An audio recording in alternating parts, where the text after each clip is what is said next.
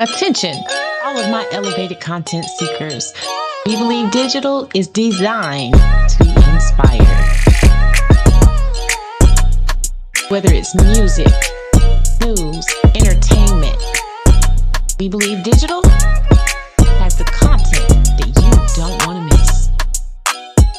We're bringing you the best in news, entertainment, sports, inspiration, and so much more. Not only are we designed to inspire, but you can advertise with us and reach your target audience now. Got something that you believe in? Well, we believe in you, and we're offering you the opportunity to become a podcaster at We Believe Digital Studios. To become a want to know more? You can contact us at www.webelievedigital.com. And while you're at it, be sure to follow us on YouTube, Facebook, Instagram, and Roku at We Believe Digital. We got to keep hopping on. Good evening and welcome to Doc and Sock. We're broadcasting live from right here in Jackson, Mississippi, in the heart of the deep, deep South. Mississippi, my hometown. I always say the air's a little bit cleaner. The grass is just a little bit greener down south, where family reunions are popular. More people come home to Mississippi than any other place. I'm talking about black people now. White folk may go to Ireland. I don't know where they go, but black people are coming down south. You know, Mississippi, Louisiana, Alabama, and Georgia. Throw in Tennessee and West Virginia, and and then you have the diaspora, where 80% of all black folks in America reside in that area. And here in Mississippi, we have a diverse population where blacks account for 40% of the population in the entire state.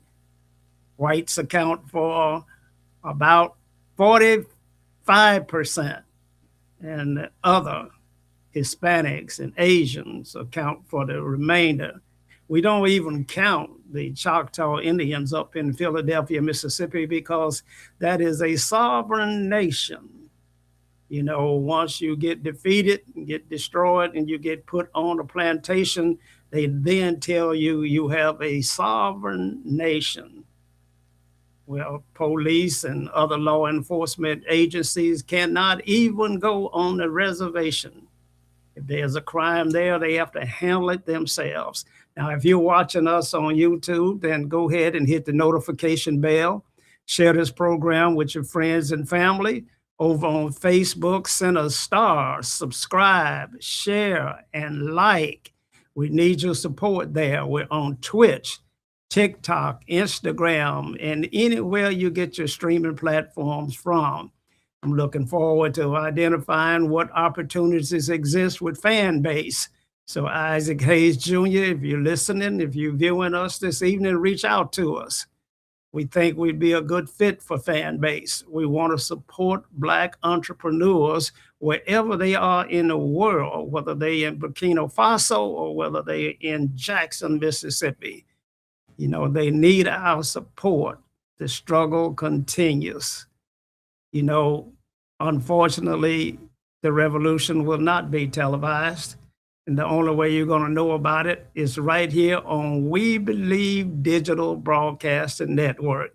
Now, as always, my co-host is this distinguished gentleman from born on a plantation in the Mississippi Delta, has risen to become a man amongst men, Dr. Eldridge Henderson. How are you, Doc? I'm doing fine, sir. Well, wonderful. How was your weekend? Well, it was a good weekend.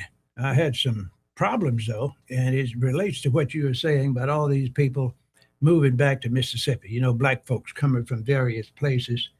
And I had a family problem with people that's moving back from the great state of California. They already have a disturbance going because their father has a lot of land. He's old and sick.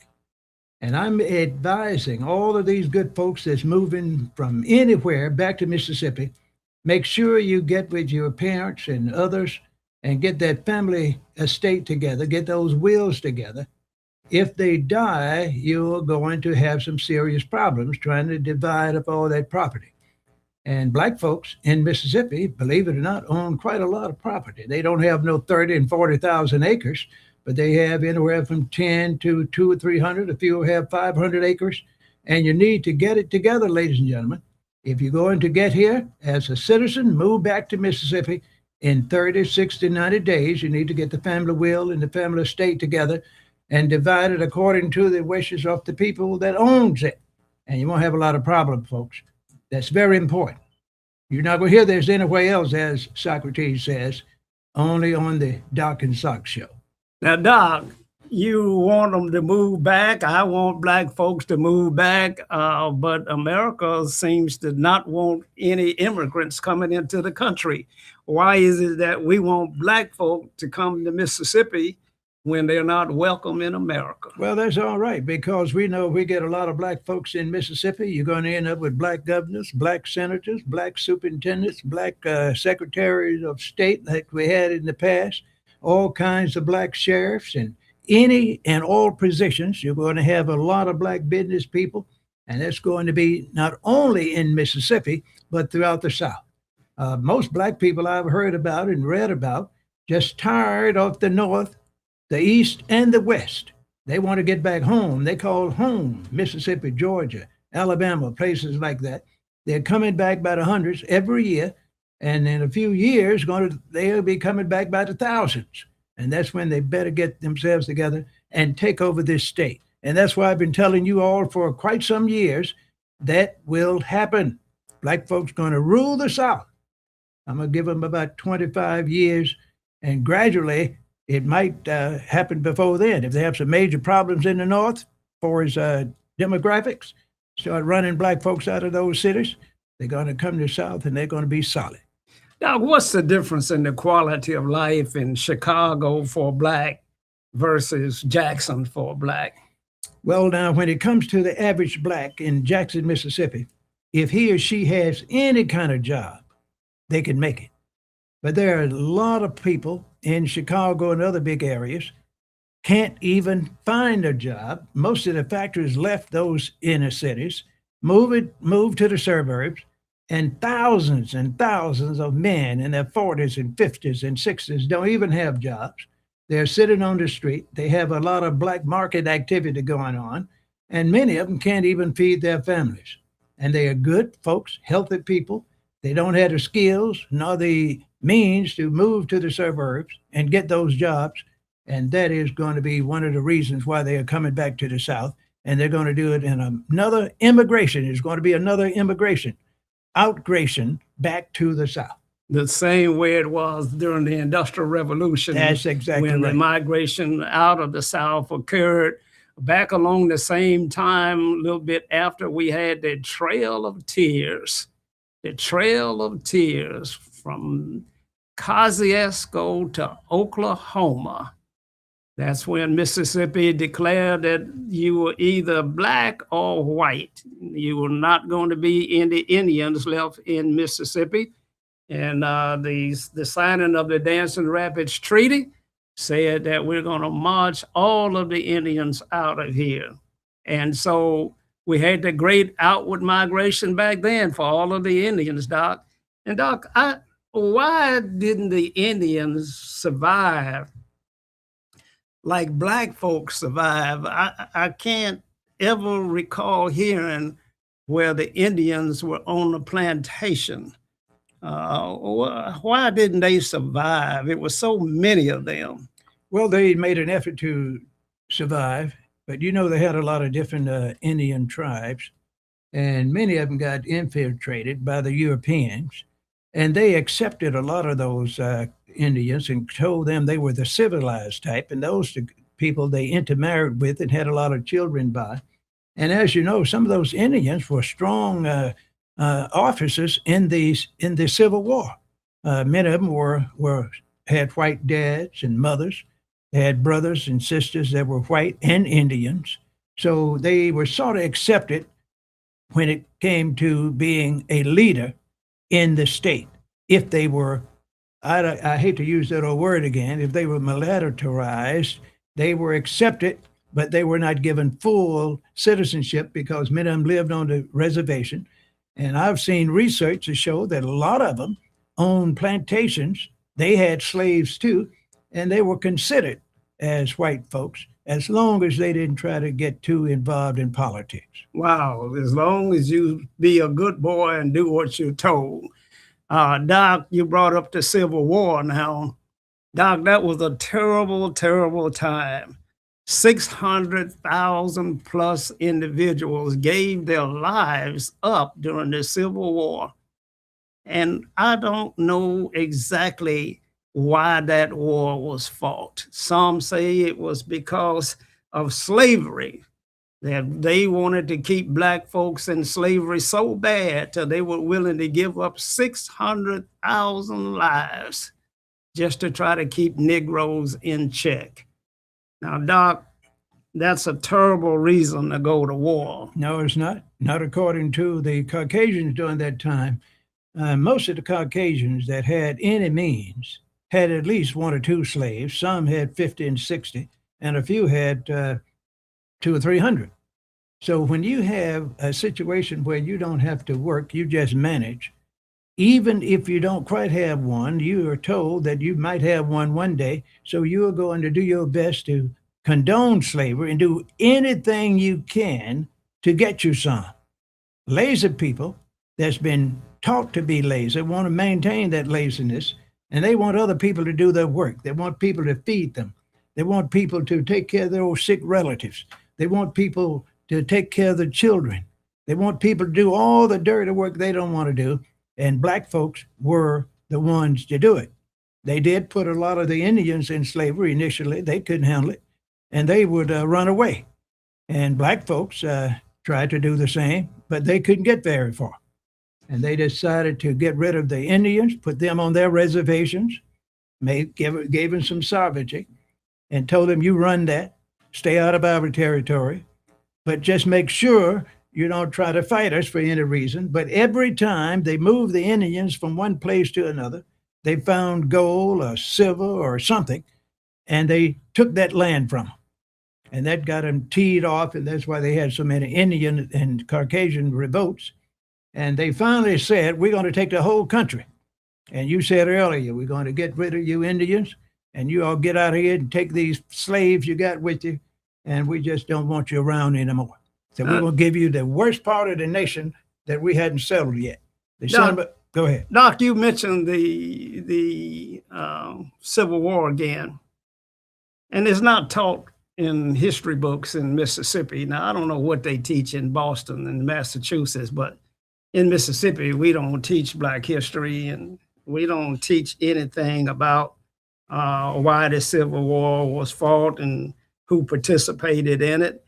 And so our children don't know much about their history, Doc. They don't know the history of the significance that African Americans have contributed to this society that we live in, that when we go all the way back to the very, very beginning, the things that Africans have done is just astounding. Some of the brightest people in the world. But now, Doc, back to the Civil War. White women didn't want to let the war end. They created something called the Daughters of the Confederacy. That's correct. That's correct. And they were trying to maintain the quality of life that they enjoyed having slaves, even after the war was lost. Well, believe it or not, they are very strong in 2026. They are still active. They would still rather have a slave in these areas where they are strong. But of course, they are not going to say that. But they are praying for the day when they get back as it was during the so-called Confederate years prior to the so-called freeing of the blacks. So Daughters of the Confederacy, Doc, I understand that still in Alabama, on the state capitol, there's a huge monument to the Confederacy. That statue is still there. I thought most of them had been removed. Well, most were, but they just removed. They're not destroyed. They're in basements. They are covered up in plywood and other things. Many of them going to try to revive themselves. We have a lot of conservative folks in the South that's going to bring some of those statues back as soon as they can. But now that won't be taken very easily by the people that's going to be running the South at the time in the next 30 years. And in some cities, it's going to be sooner. You're going to have a lot of minorities other than Caucasians running these cities, and they're going to have different political administrations and denominations. And there will be some major changes in politics in the South. Everybody knows it. Well, I don't know if everybody knows it or not, Doc. You once said that Black folks have become almost irrelevant, that the Hispanics have moved up into the most influential group that's non-white, and where Black people used to enjoy that position where we could determine who the president would be. But now Black folks are falling a long ways, Doc. Well, that's true. Well, see what happened. The Democrats and Joe Biden and others said we are going to try to do our best to replace Blacks. So they're getting too strong politically. They are very sharp. They have leadership positions in the House of Representatives. They are governors. They are in the legislature in various states, including the South.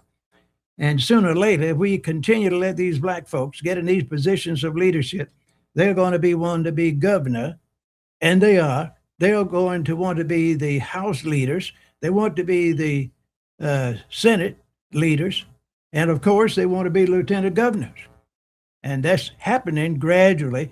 And the Joe Biden administration, along with some of his Democrat friends, said we are just going to change them and get us some new folks. And we think the Hispanics will be the ones. We're going to let them just come in here by the millions. And we are going to replace them in Black neighborhoods, put them in a good hotel somewhere, feed them, send them to school, give them some credit cards and free housing. And they are going to be the new Blacks. Wow. And that worked for at least 4 to 6 years. And now you see, Trump says, no, that's not the way it is. We're going to send them back to where they came from. And we're going to put the Blacks in relocation camps. Y'all call them the ghettos. And we're going to run things because we're going to create us some new white folks. And that's the way it's going to be. But that is not going to happen either, because in the next 4 years, you're going to find some significant changes in the Republican Party, because they're going to have some strong Republicans in just a few years, 3 to 5 years, that's going to start rebelling against Donald Trump. And he is going to be mad, but he will not be in office at the time. And the others will get more courage, and then they'll start negotiating more with the moderate Republicans, the conservatives, and the liberals. Republicans will work together and do the best they can to fight against the Democrats. But the Democrats are already being infused by the socialist Democrats, and they are going into a different direction where they want to have so-called more freedoms than the regular Democrats. So they are going to be forming coalitions, and it's just going to be the same thing.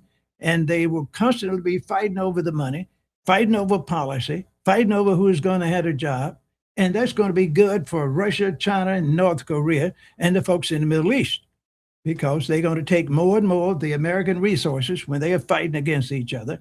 And the military going to be broke because they are going all over the world trying to fight. And when you use all your resources and the enemy you're trying to fight always win in the long run, you are not going to have resources to protect yourself on your homeland. And that's when we're going to have more people getting ready. And I made you all angry many years ago, to make people get ready to start learning Chinese, Russian, and some of these other languages, because that's going to be the second language in a lot of these places in America. You all don't want to hear that. And that's why I've been telling folks for years, you better learn English as well as you can. And you better learn Spanish. I've been telling you all that.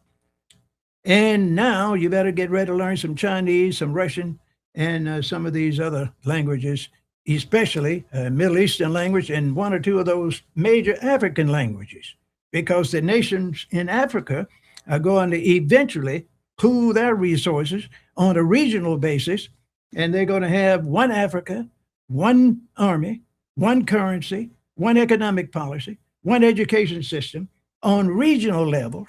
And it's going to be just like in America, where they're going to do some fighting, continually fight each other. And one day you're going to have a united Africa. Now, the Europeans are going to do everything they can to make that not happen, of course. They're going to put a lot of stooges in office, going to assassinate a lot of people. They're going to intermarry with the women, get them highly educated, and try to confuse the racial group in those African countries. But still, they're going to lose because the number is so great. The black ones are so great and so strong. You have to integrate with a black person 3 generations, especially if they are 100% Africans, before you can see the person get mulatto-tized. Now, y'all don't like to hear that. You all don't like to hear that. So, Doc, you said a lot of things, but I got to go back to one of those things that you described the ghetto as being a relocation camp. of course. It's not a relocation camp, Doc. Yes, well, see, right now, it's getting to that. See, don't nobody want to live in the ghetto. Even black folks don't want to live there. And the only reason you have a few white folks in there is because they are homeless. A lot of them are drug addicts. They have mental issues and so forth. They can't go anywhere else because they don't want them in the suburbs. They can't get in the gated communities. So they put themselves out there with blacks and other so-called outcasts in America. And that is what I call the new relocation camps. They live out in tents and sleep in baskets where, grocery baskets so snakes won't bite them. And all kinds of things happening right here in Mississippi, all over the South. And in some of the northern cities, Los Angeles and other places, got thousands and thousands of homeless people living like animals, and they pass them every day. They allow drug dealers to keep them enticed with those drugs, and they're shooting up and taking drugs, falling all over the place. Every now and then they have a little place they can go and get a little relief, and they care nothing about them. And they can easily solve those problems. They have thousands of vacant hotels and apartments and all kinds of old factories that they can rehab and put folks in. They got all these colleges and universities with social workers in it and psychologists and everything. And they have the personnel that can train these folks, get them back into jobs, and they can then buy homes and all that kind of thing. But they don't want that to happen because too many people are making money off these kind of people in these big cities. So you're saying that poverty can be very lucrative? Very lucrative, man, very lucrative. If you have a drug-free zone of 50 square blocks where the police will see you smoking dope, selling dope, living like animals, and don't do anything about it, just pass you by, somebody's getting rich. Somebody's getting paid. And there's nothing gonna happen unless you get a new political group in the nation. And that's going to be the so-called Democrats, socialists, and some of the others. Now, Doc, you brought up the subject of homelessness, and Jackson has a tremendous problem with homelessness. Jackson has a tremendous problem with crime. I believe Jackson has been ranked the #1 most dangerous city in America for the last 3 years running. And we got a new police chief, a young black woman that has decided that she can do something about crime in Jackson, and we wish her well. But Jackson ranks #1 again. And when I look at the specials on YouTube, and they show the blight and the homelessness and the despair in Jackson, Mississippi, it makes you cry. It makes you sad inside to see what we have become. And I know that we can do better than that.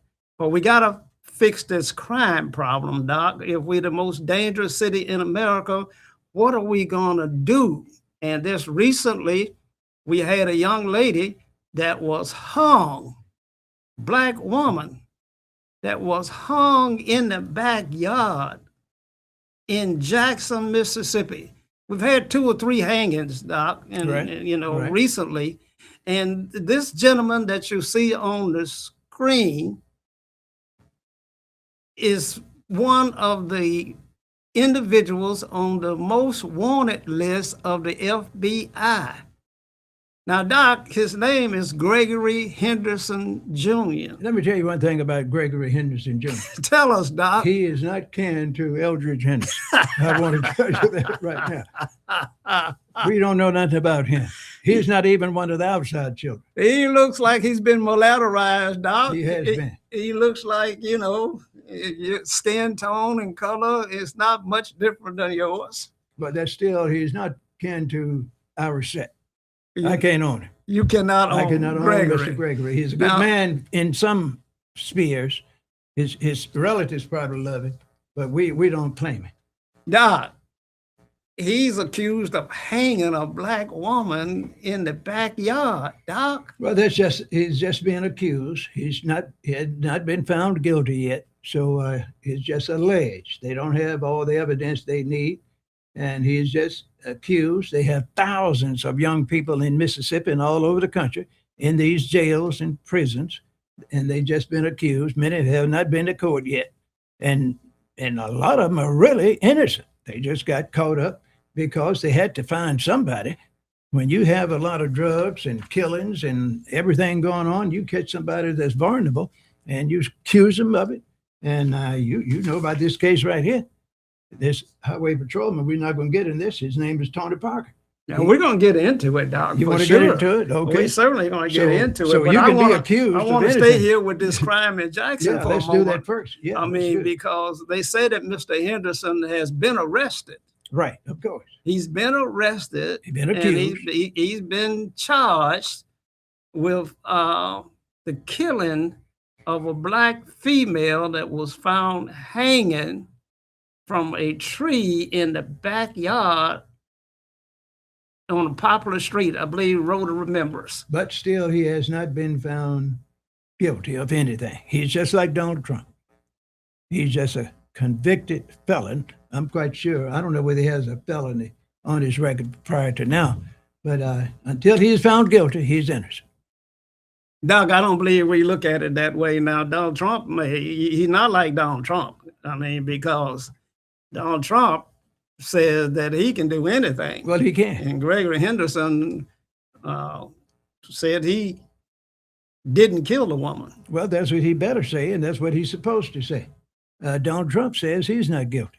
He said people conspired against him and accused him of a lot of things. He's not guilty, and he has been fighting this thing, going to court, hiring a lot of lawyers, and going to various criminal systems, local, state, and federal, even to the Supreme Court, and trying to get things changed. But he's not going to have to worry about anything because rich folks in America, especially political conduits, are not going to be serving any time in jail. Those kind of guys don't even spend a night in jail, no matter what they're charged with. They pay a little fine. The lawyer will let them leave out locked in their arms, and they go back home to a big mansion somewhere or a big hotel. That's what you call American justice for rich folk. Well, that's why blacks don't trust the justice system in America.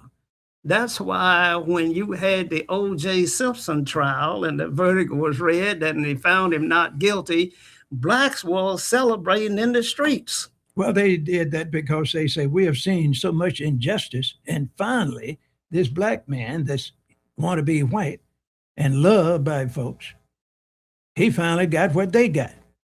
He was found innocent. And a lot of people said he was guilty. A lot of white folks that go to jail accused of killing black folks, they say they are not innocent. But when they go and have the jury trial, they find out that they are innocent, whether they're guilty or not. O.J. got lucky, but they said, we can't let O.J. get away with this.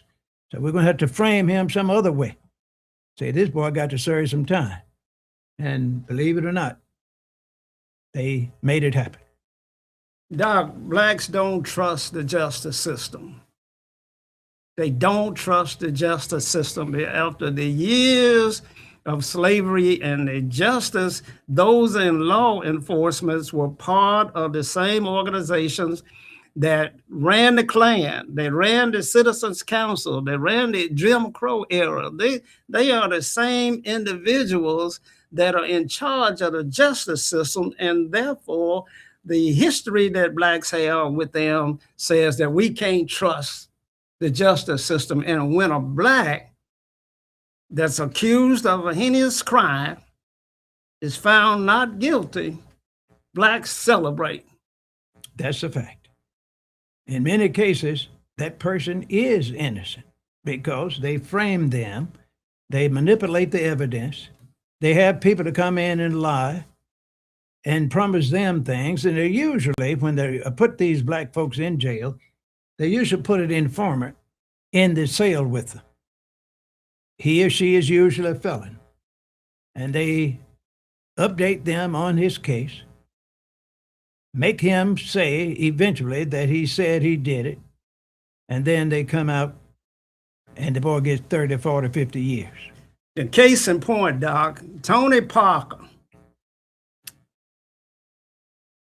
2 books on law, lynching, freedom, and faith tell one complete story in 2 different perspectives. Former Florida State Trooper Tony Parker became a victim of the system when he was wrongfully accused of drug dealing. Wrongfully accused. He spent 18 years in prison for a 27.5-year sentence, and now he shares his story. Wrongfully accused, 18 years in prison. How do you get that 18 years back, Doc? You don't get them back. Even if you are paid, you don't get it back. But some of these states will give you a few $100,000 to when they wrongfully put you in prison. But they do their best not to give you anything. And even when you win, you may stay in 3 or 5 extra years trying to get out. So, and most people that put them in prison, even if they are retired and they find they were doing something illegal themselves, the state attorneys don't file charges against those detectives and others that framed them. Well, Christopher Young, a contributing writer for the Mississippi Link newspaper, and y'all subscribe to the Mississippi Link newspaper. It's an African-American publication that's owned by African-American women, and it's got 32 years of continuous publishing. So it is a paper that you can get online, or you can subscribe and get your copy mailed to you. Various racks around the city and the county are also available for you to pick up a copy. Now, Christopher Young is a contributing writer to the Mississippi Link. He is a young white man that moved down here from Virginia because he said he wanted to make a difference, Doc. He wanted to try to change things, and he saw Mississippi as being the belly of the beast. And he walks in here and he starts writing these articles. And one of the things he says in this article, he says, today we watch a large segment of Americans' white majority, estimated by the Census Bureau at 56.3%, cling to the red, white, and blue like it's theirs alone. They use words like heritage, patriot, post-racial, and merit to support their beliefs and behaviors. What do you think about Christopher Young, Doc? Well, I happen to know him. I've talked to him many times. I've interviewed him on some social media platforms and just had personal conversation with him. I was surprised when I first met him. I didn't know him, but I did meet him here that we believed some time ago, and found out he was what you call a real American. And he's one of the few non-racist white folks that I've met in my life. Wow. He is what I call a balanced person. He can look at all sides and make a decision and use what we call facts and justice and give you the real news. That's my opinion. Doc, he goes on to say that they are always endeavoring throughout our history to elevate themselves while diminishing the relevance, voice, and culture of those who truly built America. but do not look like them. Well, that's what they're supposed to do. If I wanted to tell people that I was the number one citizen, that I was the smartest, and I've mentioned this many times, I would have to find someone that says just the opposite about that they are miseducated, they're ignorant, they're savages, they're whatever. Their culture is no good. And they don't have anything to say that's significant. So if they say anything, pay them no attention. That's what he is talking about. He is saying Caucasians in America are saying that they are the top dogs and they diminish the relevance of everybody else if they're not European type Caucasians. And Doc, we have a situation now where this writer goes on to say that major corporations have scaled back their diversity programs. In fear of backlash, major corporations have scaled back or eliminated their diversity marketing. Amazon, Meta, Google, Disney, Paramount, Pepsi, Warner Brothers, Target, and Discovery are just a few of those corporations per Forbes, he goes on to write. He says, yet the persistence of the Black press remains. The Black press, soldiers without swords. He says they are critically important to telling the stories and to keep the real history in the forefront. Doctor, you believe in the Black press? I most certainly do. That's one of the last strongholds we have. And they are diminishing because of economic problems. You know, many of them can't afford the new technology. They have had to lay off a lot of folks. And if they don't get very involved and find some funds and get an artificial intelligence, more and more of the Black press is going to be diminished. And they're going to have to do like you're doing and others, start getting involved in social media. It's less expensive than trying to have a printing press going and hire reporters. And you will find that we are not going to disappear, of course. We're just going to change the tactics and the ways and means we're doing things. The Black press will be here as long as anyone else. They're not going anywhere. And Doc, I believe we have two members of the National Newspaper Association right here in Jackson, Mississippi. The Mississippi Link newspaper and the Jackson Advocate newspaper, Doc. Those two papers have been here for 30 years or more. The Advocate may have been here 100 years. I'm not sure how long. Well, it's probably so, but they had several different names. The Jackson Advocate named several different things, but under the current name, I know it's been around for probably 40 some years. I remember when a guy named Percy Green had what's now known as the Jackson Advocate. He called it something else, but it's been around a long time. Then Mr. Tisdale got it, and he was a strong advocate of Black rights and so forth. Then his wife took over, and now his daughter is running that paper. Wow. So it's a very great paper, just like the Mississippi Link. Right. And I understand you had something to do with the Mississippi Link, well, Mr. Socrates, I am the founder of the publication, but I no longer own it. Jackie Hampton is the publisher of the Mississippi Link newspaper, and she also serves on the board of the National Newspaper Association. Imagine that. I told y'all before that out of Mississippi rises most of our talent. So here we have a young lady that's the publisher of the Mississippi Link that serves on the board of the National Newspaper Association, serves on the board of the Mississippi Press Association. Doc, we have a tremendous amount of talent. Well, let me tell you something else. I know Ms. Hampton. She is still a young person. You know, in a few years, she might be the president of the National Newspaper Association, Publishers Association. They couldn't get a better person. She would follow in the footsteps of people like Frederick Douglass, W.E. Du Bois, Ida B. Wells, Barnett, Langston Hughes, Romare Bearden, James Weldon Johnson, Mary McLeod Bethune, and Daisy Bates. In 1941, under the urging of John Senstack of the Chicago Defender, a meeting of leading Black publishers from across the nation was held in Chicago, Doc. And I bet you everybody there was from Mississippi. I guarantee you they probably were. If they were not from Mississippi, their parents were. Mississippi, Louisiana, and see, a lot of these folks had means. These black folks. They were also mulattoized. That's right. I hate to say it again, but that's right. They had means. A lot of them had college educations. Their white daddies and a few white mamas sent them to the black colleges. There were a few that was even sent, we call it overseas, to universities in England and France and other places. A few went to the universities in Germany, and they came back speaking German and French and all kind of things, and so-called English. And those Negroes were sort of racist themselves. I hate to admit it. They had that paper bag test, and if you were a little dark, you couldn't marry with them. They didn't want you living on their streets. They didn't want you living in their apartment complex.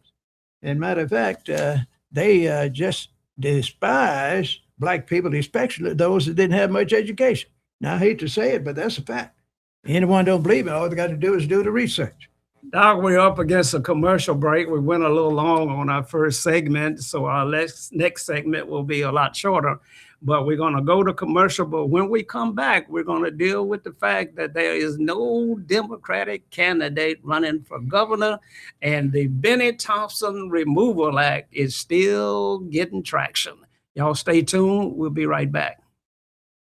Have you had your Earthblend coffee today? At Earthblend Coffee, we take pride in offering you the very best of beans across the world, blended and roasted to perfection, giving you superior quality and satisfying and flavorful taste. Experience the world in one cup with Earthblend Coffee.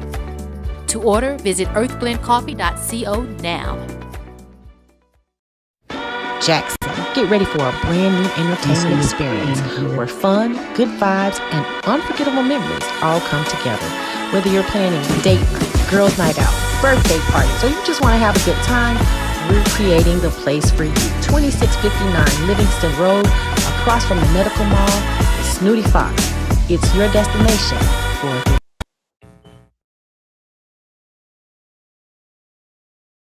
And we're back. You're watching We Believe Digital Broadcast Network. If anybody sees Isaac Hayes Jr. out there, tell him that we'd like to become a member of fan base to see exactly what's going on over there. If you see guys out there that are very involved in politics, the Mississippi Link newspaper, the Jackson Advocate newspaper, We Believe Digital Broadcast Network is who you should support. You ought to subscribe to these publications. WMPR, don't let me leave them out. They're doing a great job over there as well. So black media is tremendously important. But this segment, we're going to talk about the fact that there is no Democratic candidate running for governor as of this date in the state of Mississippi. Doc, how is it that 50+% of Mississippi population are registered as Democrats, but yet they can't put forth a candidate to run? Well, I believe they're going to eventually do it before the deadline. I understand some of the so-called operatives in the Democratic Party and some of their supporters are looking at certain people, but the thing is they have to influence those folks to the point and let them know that I'll support you financially and otherwise, and then they might run. They know they will have an uphill battle, and a lot of them just don't want to run and lose in a point where they just don't look like they're significant. But they need to get somebody in that position to be running for governor, and that will change the attitude of a lot of people in lower level politics and get more run for the House, the Senate, judgeships, and county supervisors and city council people and aldermen. And then in the next 4 years, you probably have 2 or 3 that running for governor. Well, Doc, we have a list of candidates up here. They all Republican and they all white, but we have one white female on the list, Doc. The current Attorney General, Lynn Fitch, is running for governor. Doc, I know Miss Fitch. She is a great person. I worked with her in the past, and I have gotten several messages from her seeking my support for her candidacy. And I plan on getting back to you, Lynn, very shortly. I'm waiting to see how this field is going to shape up.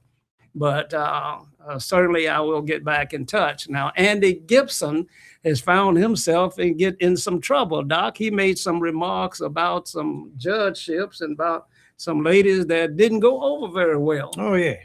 Talk about Sharia law. You know, he doesn't want this lady that's been appointed judge in some little one-horse town in Mississippi. You know, she is, in his mind, an outcast. She is a radical. She's going to change the law in Mississippi and have what they call Sharia law, and they will have things changed from what we call constitutional law as we know it today.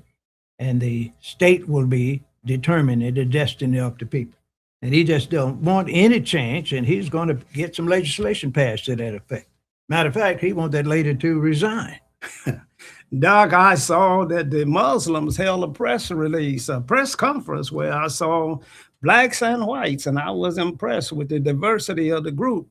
I guess they were of the Muslim faith, but they were on the screen protesting the words that Mr. Gibson had uttered, said that it set Mississippi back another 100 years. No, it's not that far back, man. Mississippi can't be set back because they hadn't moved from anywhere.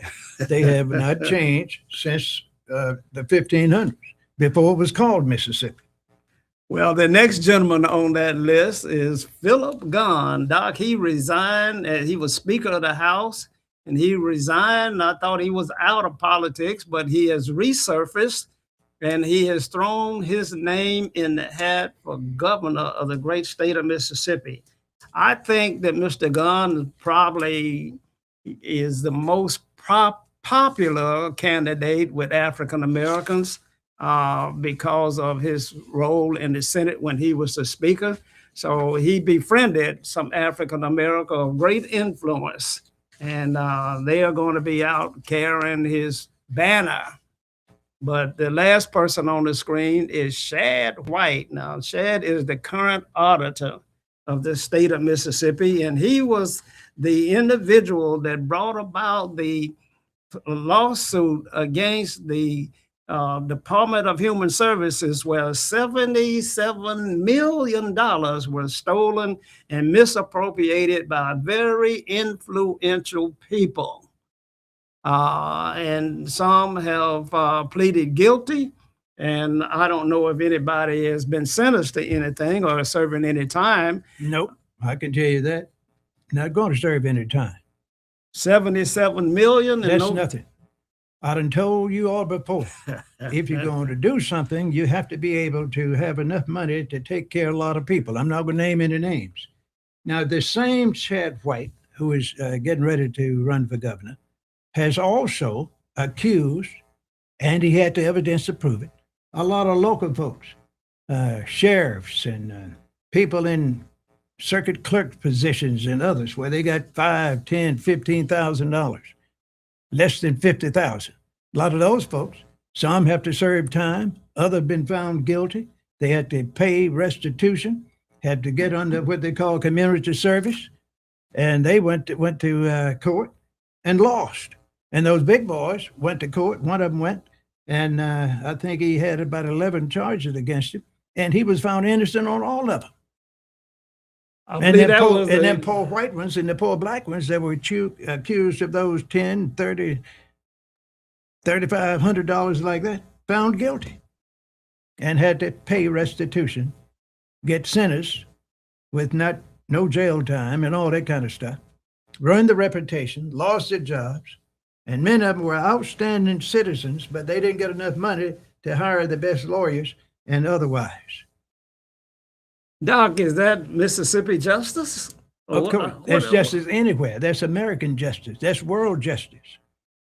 You can't find in almost any country in the world, unless it's one of these communist nations, and they do it to make sure they don't have no strong opposition, where the rich people go to jail. Where do rich people go? They go free. They usually go to another country. They go they free. pay some of the leaders in other countries, give them $30, $40 million. Say, I want to come to your country, give me a villa, and I'm going to support you. And I just got to leave France or Germany or whatever, so I can have some freedom. And they let them do it. Doc, I saw on the news where Marshawn Chrysler has been released from his vacation. You know, he was sent on a little sabbatical away from home for a while for allegedly selling bullets to a felon. Doc, selling bullets to a felon will get you time in Mississippi. Well, it all depends on who you are. It all depends on who you are, man. And it depends on what you charge with. And especially depends on your color. I just gave you examples. His time is over. He served his time. He's back. He has the ability to continue to be Marshawn Chrysler. You know, he can get a good job and has a lot of skills.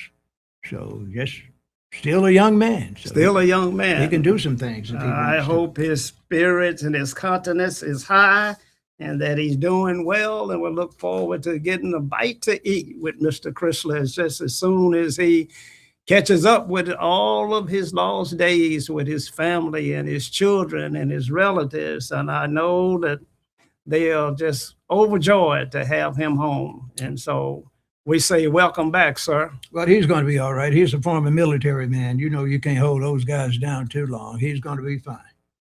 Well, that's wonderful. Now, we said that there is no candidate for the Democratic candidate for governor of the state of Mississippi, but we put on the screen individuals that we think should be drafted. If there is no Democratic candidate that can offers themselves, just walks up and sign the paper, Doc, I don't believe you have to be tremendously qualified to run for governor of the state of Mississippi. No, you don't.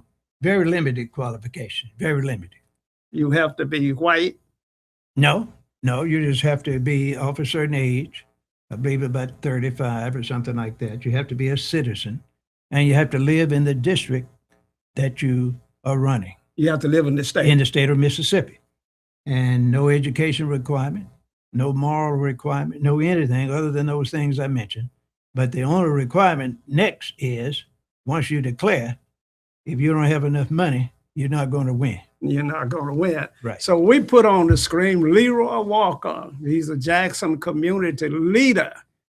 You know, he had over 14 McDonald's franchises, stores, maybe one franchise or 14 different ones, I don't know, but he had 14 stores at one time. He is a leader in the community. He's past chairman of the Greater Jackson Chamber of Commerce, serves on the board of so many organizations until I can't call them all. He's the founder of 100 Black Men in Jackson and the orchestrator of the purchase of the village there on Meadowbrook Road that the 100 Black Men serves the kids in today. He's just an outstanding citizen, and he would make a great governor, but he has not offered himself up, Doc. Well, I noticed that a lot of them have not offered themselves. You know, the folks like you and others, they get together and select these black candidates for governor and judgeships and all kind of things.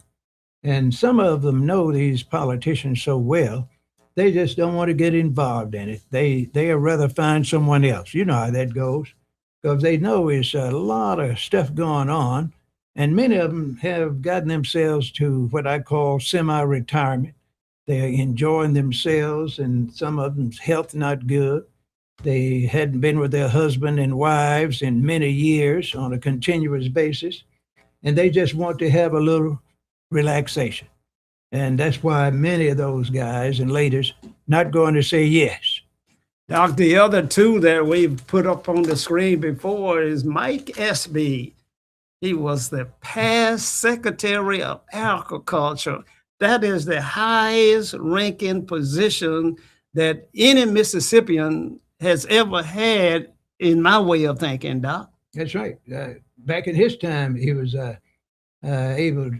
involved in a $65 billion USDA. That's one of the largest agencies in America, money-wise, covers all 50 states. And he was the forerunner of our current Congressman Benny Thompson, who now is involved in what we call the Benny Thompson Removal Act. The governor of the state of Mississippi is going to call a special session, and the single objective is to remove the only black that we have representing this state in Washington, D.C. Doc, what is it about a black man that causes so much hatred in Mississippi that we would want to remove the only black that represents us in Washington, D.C.? Well, it's very clear that when you have a black man that will stand up and say that there's a limit to certain things, economically, politically, socially, and that you are not right, Mr. John Doe, I oppose what you do, you're going to find that shocks a lot of people, because the man has one thing going for him that a lot of politicians don't have. I mean, on the local level, he's economically independent. So he's not worried about eating. He's not worried about having somewhere to live or put his head, so to speak. And they know that. He's helped a lot of rich and famous people in Mississippi through his agricultural pursuits. And Helped a lot of people get grants, loans, all kinds of things. And Doc, I believe there are a lot of grants that's being awarded right now in the last week or two, but the final person on the screen that we have is Beverly Hogan. Doc, I believe you know that young lady. Yeah, I most certainly do. I know all of them. And she has a lot of potential. I told you that some time ago. She could be a great governor if she chooses to run, but she's going to need about $7 million to put in a strong campaign. $7 million. Now, that's not enough to win, because she's not going to win. None of the blacks are going to win the governorship this go round. I don't care if all of them will pool their resources and just select one of the 5 or 6 that you all have been trying to nominate, because the vote is not there.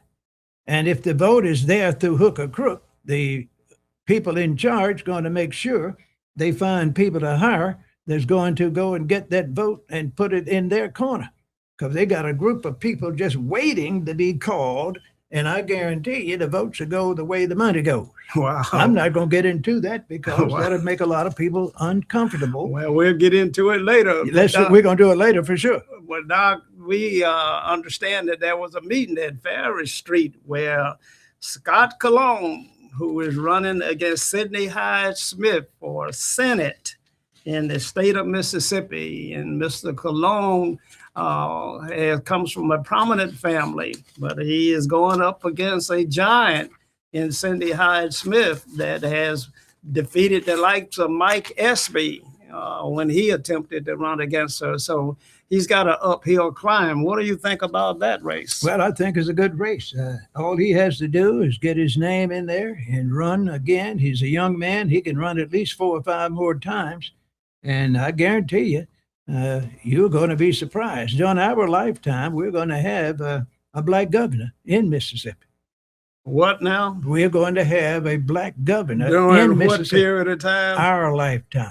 Boy, and we're old Negroes, black folks, or whatever you want to call it. No, we don't even have a Democratic candidate. That doesn't make any difference. Put his picture back up there. Put the young man's picture back up there, producer. That man can run for governor another 4 or 5 times if he chooses to do so. All he needs is get out there, get that publicity, get his finances together, build coalitions with everybody he knows, continue to travel throughout this state, even during non-election periods, and continue to run and get some hookup on the national and international level, and get him some of the smartest folks around and engage in some serious voter registration campaigns all over the United States with emphasis on Mississippi. That's where you build those coalitions, and he could be governor of this state. You heard it here on We Believe Digital. Dr. Henderson says we're going to have a black governor in my lifetime. and I'm pretty healthy, so we got time. But, Oh yeah, it's going to happen. he says it's going to happen. We never thought we would have a black president, but I was wrong there. So I never thought we'd have a black mayor until Harvey Johnson broke that ice. So it's all things are possible. Doc, we are out of time for this evening. But again, But I want you to tell our viewers all over the world how they can get in touch with you if they want somebody to bring the real news, somebody that's going to tell it like it is, whether it pinches or comfort, somebody that will share insights, because not only is he educated, but his life experiences coming from a plantation. He's seen things that most of you never even dreamed about. And he is one of the most sought after speakers in the world. Doc, tell them how to get in touch. Well, it's very simple, folks. If you want to hear the real news and a plan where you can change your life, your status, your community in 30, 60, 90 days, you call me at 601-201-1957. Somebody will answer from the PCAT Media Group, and we will come to you. Plan it, call us, set a date, and one thing we have to know, what numbers you expect, and a topic. Those are the really two things. And we'll give you information. Email us, clu369@gmail.com. Don't wait until tomorrow, folks. Do it tonight. Call us, and let's set up something. We want to talk to you. Doc, as always, it's always good visiting with you. We bring it to them like nobody else can. And if those of you that want to syndicate this show on other radio stations and other podcast shows, we're open to that as well. Subscribe to the program, share, like, and with your friends and family. Hit the notification bell so you won't miss any of these great shows. Until Wednesday evening, y'all stay safe and good night.